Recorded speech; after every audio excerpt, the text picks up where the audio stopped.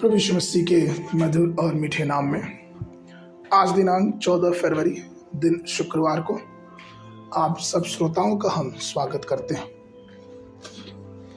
आज के दिन के लिए जो वचन है वो लिया गया है फिलिपियों की पत्री उसका 4 अध्याय 6वां पद। किसी भी बात की चिंता मत करो, परंतु हर एक बात में तुम्हारे निवेदन, प्रार्थना और विनती के द्वारा धन्यवाद के साथ परमेश्वर के सन्मुख उपस्थित किए जाए। प्रियो, हमारी विनती, हमारी प्रार्थना, हमारी याचना, हमारी दुआएं हमें चाहिए कि हम परमेश्वर के सामने प्रकट करें। हम उसे बताएं कि हमें किस बात की आवश्यकता है। हम उसे ये जताएं कि हमें किस चीज़ की ज़रूरत है। और ये सत्य है कि जब हम उसके सामने अपनी बातों को रखते हैं तो हमारी मनोकामनाओं को पूरी करता है, क्योंकि वो परमेश्वर हमारा सब कुछ जानने वाला है।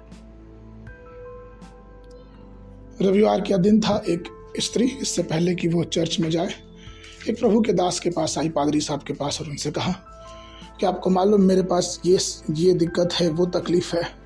और बड़े धैर्य के साथ वो पास्टर साहब उसकी बात सुनने लगे। जब बात खत्म हुआ तो पास्टर साहब ने बोला कि सिस्टर, रविवार की आराधना का समय हो रहा है, कृपया चलिए और प्रभु के भवन में प्रभु से बातें करिए, प्रभु से अपने सारे दुख को बताइए और हम सब लोग मिलकर दुआ करेंगे। वो स्त्री नाराज हो गई। पादरी साहब, मैं आपके पास आई थी, मैंने अपना सारा बात बताया, मुझे चाहिए, आपको चाहिए था कि मेरे लिए दुआ करें, मेरे लिए प्रार्थना करें। पादरी साहब ने बड़े विनम्र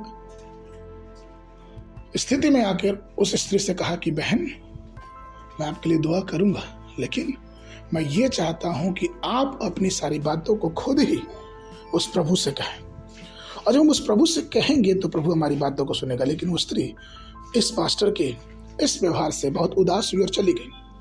प्रियो, जरा सोचिए कि हम भी कई बार ऐसा होता है कि अपनी ज़रूरतों को, अपनी बातों को हम मनुष्यों तक पहुंचा देते हैं, मनुष्यों से बोल देते हैं, उनसे बता देते हैं। लेकिन कई बार ऐसा होता है प्रियो कि हम अपनी बातों को उस परमेश्वर के सामने, उसके समक्ष अपनी बातों को प्रार्थना के दौरान नहीं रख पाते। अब जरा सोचिए, वो स्त्री जिसकी 12 वर्ष से लहू बहने की बीमारी थी, उसने डॉक्टरों से कितना दुख उठाया था, कितनी परेशानी सहा था, लेकिन फिर भी वो स्त्री जब यीशु मसीह के पास पहुंची तो उसने सारा अपना दुख कह सुनाया।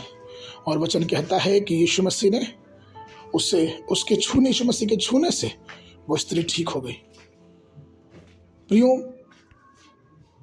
इसलिए मत्ती उसका 6:33 कहता है कि पहले परमेश्वर के राज और उसकी धार्मिकता की खोज करो तो सारी वस्तुएं तुम्हें मिल जाएंगी। प्रियो, हम मनुष्य हैं, हमें जरूरतें होती हैं, हमारी आवश्यकताएं होती हैं, लेकिन सर्वप्रथम हमें ये सीखना है कि उन सारी जरूरतों के लिए, उन सारी आवश्यकताओं के लिए हम प्रभु से प्रार्थना करें, हम प्रभु से मांगें। वो प्रभु जो सब चीज़ों को पूरी करने में सक्षम और योग्य है। यिर्मयाह 32:27 कहता है कि मैं तो सब प्राणियों का परमेश्वर यहोवा हूँ, क्या मेरे लिए कोई भी काम कठिन है? फिर जब हमारा परमेश्वर ही ये बात कहता है कि हमारे लिए कोई भी काम कठिन नहीं है, तो कितने सौभाग्यशाली हैं हम कि हम उस परमेश्वर के सन्मुख अपनी सारी बातों को, सारे दुखों को, सारी चीज़ों को रख सकते हैं। और वो परमेश्वर हमारे लिए रास्ता निकालता। वो परमेश्वर जिसने यरीहो की दीवार गिराया, वो परमेश्वर जिसने लाल समुंदर में मार्ग बनाया, वो परमेश्वर जिसने मरुभूमि में उतने लोगों को भोजन खिलाया, वो परमेश्वर आज भी जिंदा है।